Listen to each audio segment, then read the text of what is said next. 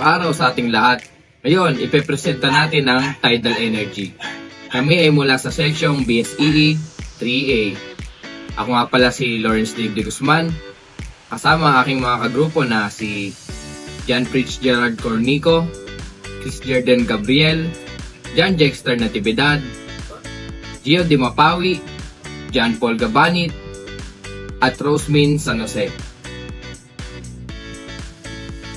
Tidal Energy Operating Principle. Tidal energy is a form of power produced by a natural rise and fall of tides caused by the gravitational interaction between the Earth, the Sun, and the Moon. Tidal currents with sufficient energy for harvesting occur when water passes through a constriction, causing the water to move faster. Using specialized engineered generators in suitable location, tidal energy can be converted into useful form of power, including electricity. This electricity run across underwater power cables capable of giving power to thousands of homes. Ang tidal energy operating principle. Saan nga ba nagmula ang tidal energy? Ang tidal energy ay nagmumula sa alon na handog ng Moon's gravity patungo sa ating planetang Earth. Ang mga alon ay pumapasok patungo sa isang constriction upang mas mapabilis pa ito, kung saan ang isang tidal stream ay piling nakatayo sa mga lugar na may maayos na daloy ng alon at angkop ang distansya sa bawat lugar. Ang nakolektang power mula sa alon ay mapapalitan ng elektrisidad at dadaloy sa underwater wires at ihatid ito mula sa ating mga kabahayan. Tidal Stream Generator. General description. Dito ipapaliwanag natin ang tidal stream generator. Tidal stream generator operates similar to wind turbines. It is installed underwater at the depth of 25 to 50 meters. While newer system aims for deeper installation. The water's current rotates the blade which estimate from 8 to 18 meters in length of the turbine at a slow rate of 12 to 18 RPM. The gearbox increases it into 1000 to 18 RPM, which is connected to generator that creates electricity, which is then carried to an onshore substation via underwater cable. Ibig sabihin, ang tidal stream ay katulad lang ng ating wind turbine. Ang pinagkaiba lang nito ay matatagpuan ng tidal stream generator underwater. Maituturing natin na mas matibay ang underwater tidal turbines dahil mas dense ang tubig at kailangan nitong maprotektahan mula sa pag-iikot. At meron din itong bilis na 12 to 18 RPM. Tapos pag pumasok naman ito sa gearbox, matatransform ito to 1000 to 1800 RPM. Ang blade nito ay sumusukat mula sa 8 to 18 meters in length. Tapos, ang mga electricity na nito ay dinadala mula sa substation via underwater cable, kagaya ng nabanggit kanina. Patungo pa rin sa tidal stream generator. Tidal stream generator are able to produce much more electricity than wind power plants, mainly because water is much more denser than air. However, water's high density also means that tidal turbines need to be much more stronger than wind turbines, making them much more expensive to manufacture. Generator have a little disruption to the ecosystem as comparable to tidal barrage. Ibig sabihin, ang tidal stream generator ay nakakapag-produce ng mas mataas na elektrisidad kumpara sa wind turbine dahil mas dense nga ang tubig kaysa sa hangin. Kaso, ang pinagkaiba nito mas kailangan nating patatagin ang tidal turbines kasi nga mas dense ang tubig, ibig sabihin mas nakaka-damage ito sa wind turbine, making them much more expensive kumpara sa wind turbine. Tsaka maikukumpara natin ang tidal stream generator na less harm sa ecosystem kumpara sa tidal barrage na may explain mamaya din. On the continuation of tidal stream generator, the world's first tidal stream generator was CGen, which started operating in July 2008 at Strangford Lough in Northern Ireland, worth 12 million euro with a capacity of 1.2 megawatts. It produces 11.6 gigawatt per hour on its life cycle. It was decommissioned last July 2019, not due to failure, but as a planned gathering of crucial data. Ang unang tidal stream generator ay ang CGen na nagsimula noong 2008 na nanggaling sa Ireland. Umi-estimate ito ng nagkakahalagang 12 million euro at may kapasidad na 1.2 megawatts. At nagpo-produce din ito ng 11.6 gigawatt per hour na enerhiya.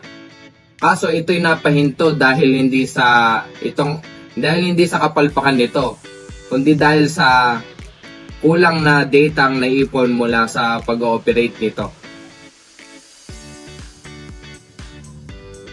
Tumungo naman tayo sa types of tidal energy na ating i-explain sa mga susunod na slides.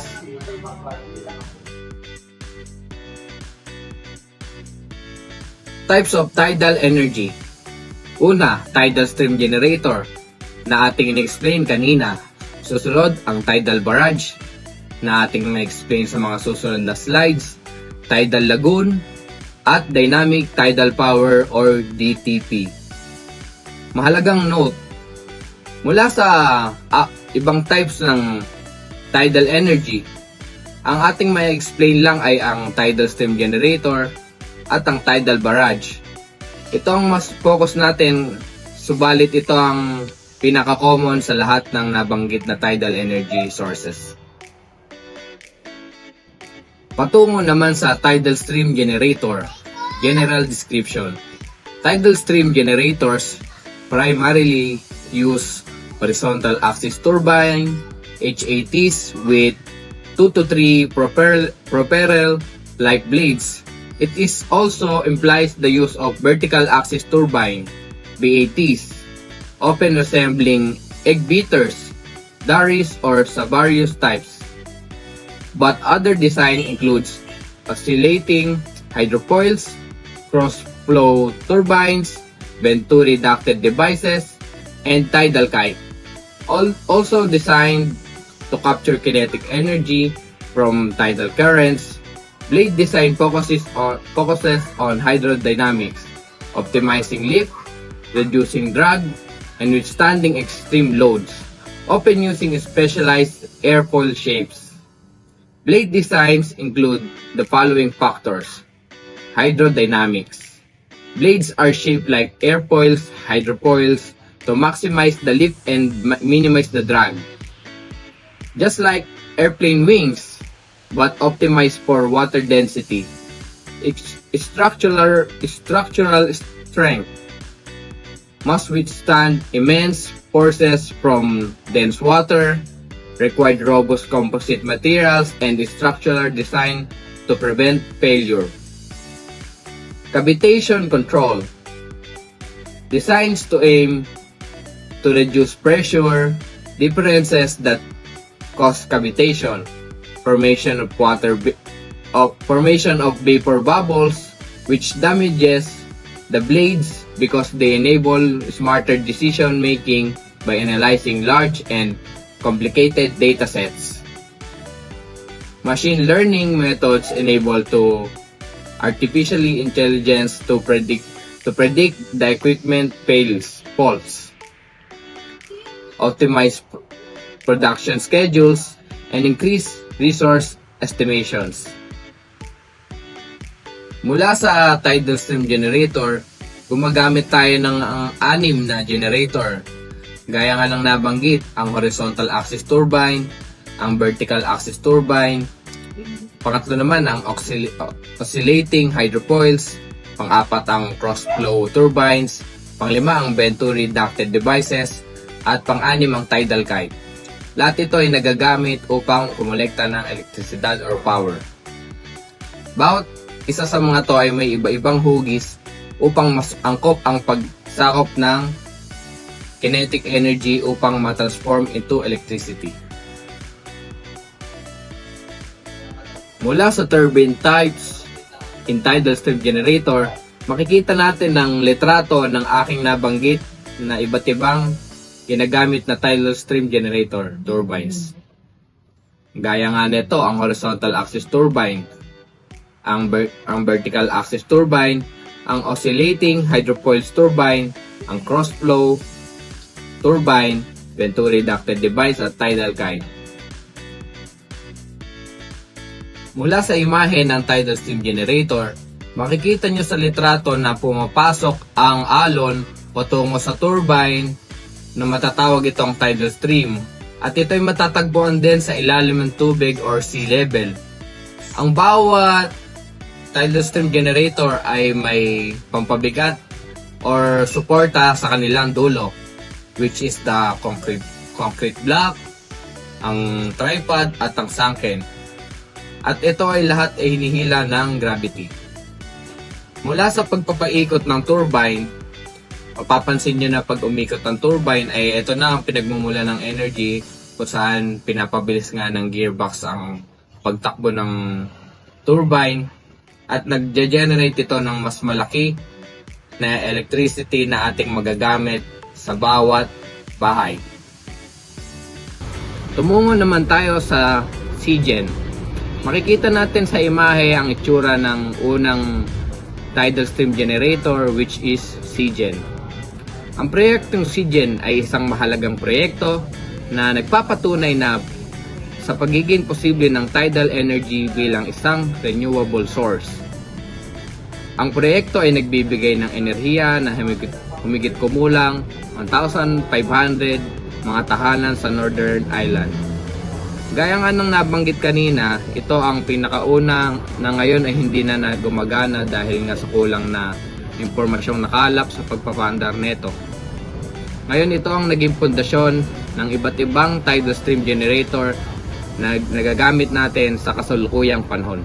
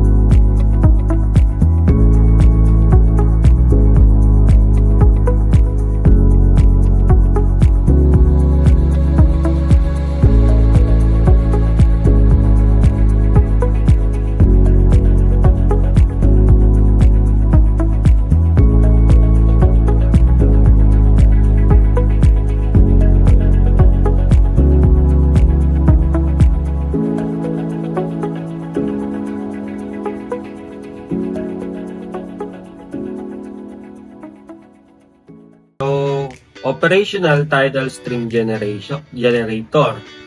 So, sa first station ay MIGEN.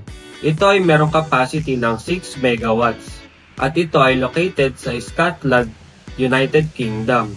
Ito ay nagsimulang mag-operate noong taong 2016 at ito ay may turbine type na horizontal Ang next ay Orbital O2. Ito ay may capacity ng 2 megawatts at ito ay located sa Orkney, United Kingdom. And ang year started ng operation nito ay 2021 at may type ng turbine na horizontal. And yung third station ay yung Magallanes Renewables ATIR na may capacity ng 1.5 megawatts. Ito ay located din sa Orkney, United Kingdom. At ito naman ay nag-start noong 2019 at ang kanyang turbine type ay also horizontal. Ang port naman ay Minesto Besmanasun at ito ay may capacity ng 1.4 megawatts at ito naman ay located sa Faroe Islands. Ang year started ng operation nito ay noong taong 2020 at ang kanyang turbine type ay tidal kite. At last na station, ito naman ay Uldulmok Tidal Power Station na may capacity na 1.4 megawatts at ito ay located sa South Korea. At nag-start ang operation nito noong 2009. Ang kanyang turbine type naman ay cross flow. We have tidal barrage. A tidal barrage is a large dam-like structure built across an estuary or bay to generate electricity from the rise and fall of tides, similar to hydroelectric dams but using tidal flow. It traps seawater during high tide, then i-release niya to at ipadadaanin sa mga turbines. At yung height difference ng water ay magja-generate ng potential energy. And yung potential energy na yon ay i-convert into electrical energy. While providing predictable, pollution-free power, barrage have high construction cost and significant, potentially negative environmental impacts on ecosystems, making them complex to implement. So, punta naman tayo sa types of tidal barrage designs. First, EBB generation. The tidal power is generated as the water leaves a tidal reservoir on the EBB flow tide. Ang nangyayari dito ay kapag high tide ay naiipon ang tubig sa loob ng barrage at pagkatapos nito ay nagkakaroon ng height difference ang water na magkakos ng pressure difference at mapapaikot ang turbine kapag pinalabas na ang tubig na manggagaling sa barrage. Next ay flood generation. The tidal power is generated as the water enters a tidal reservoir on the incoming flood tide. So, dito naman ay kapag galing sa low tide at papunta sa high tide, kapag nag-high tide, iniipon sa labas ng barrage ang tubig. Kapag nagkaroon na ng height difference ang tubig, mapapasukin na ang tubig sa barrage para mapaikot ang turbine. So last, we have two-way generation. The tidal power is generated as the water flows in both direction in and out of the reservoir during both the flood and the EBB. So dito naman ay pinagsama ang idea ng EBB generation at flood generation. Yung turbine dito ay kaya nang umikot sa kahit anong direksyon. Kaya naman kapag ang tubig ay papunta sa high tide, harangin nito ang tubig sa labas ng barrage para ipunin sa loob. At kapag naman mas mataas na ang tubig sa loob ng barrage ay papakawalan na ito para makapag-generate ulit ng electricity. So notes, an EBB tide is the period between high tide and low tide, after high tide and for low tide, when the sea level falls and the water flows away from the shore, moving offshore. EBB generation. Sa method na ito, during high tide, binubuksan muna ang gauge para makapasok ang tubig at mapuno ang basin. Pagkatapos, kapag nagsimula ng bumaba ang sea level, saka naman isasara ang gauge para matrap ang tubig sa loob ng basin. Kapag mas mababa na ng husto ang sea level kumpara sa basin, bubuksan ulit ang daan at ilalabas ang tubig dadaan sa turbine. Habang lumalabas ang tubig, pinapaikot nito ang turbine at gumagawa ng kuryente. Ito ang pinaka-common at pinaka-efficient na design, lalo na sa malalaking tidal power plants. Kasi, mas kontrolado ang daloy ng tubig at consistent ang power output. Flood generation. Sa method na ito, habang tumataas ang tubig sa dagat o high tide, sinasarado muna ang sluice gate para hindi pumasok ang tubig sa basin. Ibig sabihin, hinihintay muna na magkaroon ng sapat na difference sa water level sa pamagitan ng dagat at ng basin. Kapag malaki na ang pagitan ng taas ng tubig, saka palang bubuksan ang daan at papasok ang tubig sa basin na dadaan sa turbine.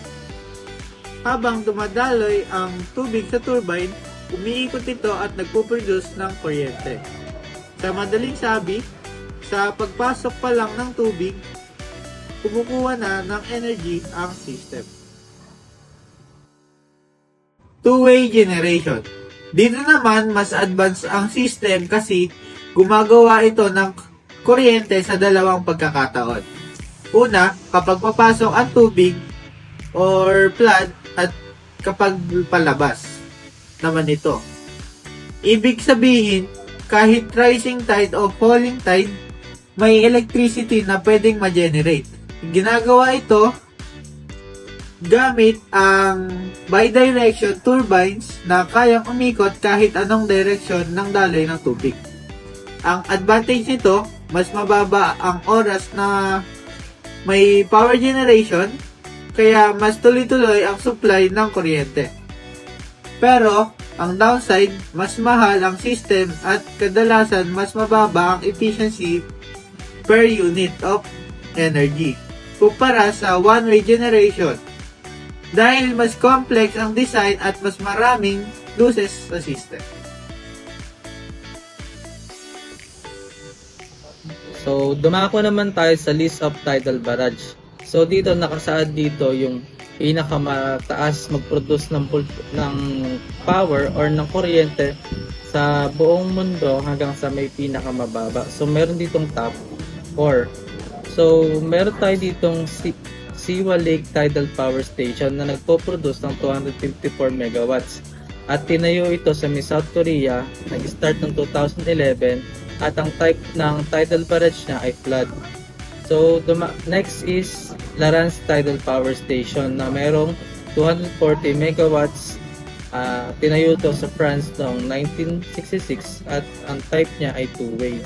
Next is Jingsa Tidal Power Station na mayroong 40 megawatts. Tinayo sa China noong 1980 at two-way.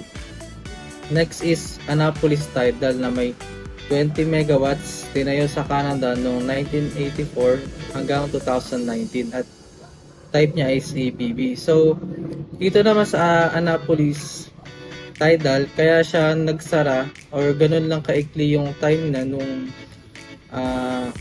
time niya na yon dahil nagkaroon ng mga issues or mga problem na kung saan isa dito yung factor ay yung sa environment or hindi siya fit sa kung saan siya tinayo, at isa pa dito is yung maintenance.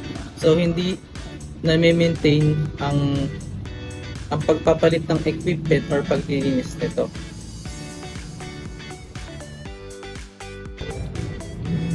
Next naman is tidal barrage key parts and function. So paano ba talaga siya gumagana? Sa totoo lang, nagsisimula lang ito sa slit gates. Isipin mo na lang silang mga bouncers o gatekeepers ng tubig. Kapag high tide, bubuksan sila para papasukin ng tubig sa basin. Kapag low tide naman, sila ang nag-a-adjust para dumaan ang tubig sa tamang lagusan papunta sa mga turbines. Dito na papasok yung bida sa loob ng powerhouse. So ito yung may matibay na building na nakababad sa tubig na proteksyon ng lahat ng equipment natin. So dito na pumapasok ang turbine blades or rotor hub. Kapag lumagasa ang tubig sa tunnel, tatama ito sa mga turbine blades. So dahil sa lakas ng tubig, iikot ang mga blades na ito. So lahat sila ay nakakabit sa rotor hub. Yung pinakagitna nito, yun yung parang hélice nila. Kaya kapag umiikot ang blades, iikot na rin ang buong shaft. Next naman ay gearbox. Kaso dito, minsan medyo mabagal ang ikot ng tubig para sa kuryente. Kaya naman nandyan si gearbox. Para siyang gear ng bisikleta, kahit dahan-dahanin lang yung padjak niya, iikot pa rin ito. So, ang gearbox is binibilisan ng gearbox yung rotation para maging sapat ang bilis nito bago makarating sa generator. Last is yung generator. So, ito naman yung magic part. Ito yung parang nagko-convert ng kuryente. So, kukunin niya yung mechanical energy o yung pag-iikot at gagawin itong kuryente na pwede nating gamitin sa bahay. So, dito naman sa slide na to, pinapakita ang Siwa Lake Tidal Power Station na tinayo sa South Korea. So, ito ang kasalukuyang world's largest tidal power station. Pero ang nakakamiss dito, hindi lang siya ginawa para sa kuryente. Ginawa rin siya para linisin ang kalikasan. Dati kasi, sobrang dumi ng tubig sa Siwa Lake dahil sa mga factory sa paligid. Para malinisan ito, gumawa sila ng tidal dam para magkaroon ng water circulation mula sa Yellow Sea. So, mayroon itong 254 megawatts capacity. Kayang-kaya nitong bigyan ng kuryente ang halos kalahating milyong tao. Bakit nga siya special?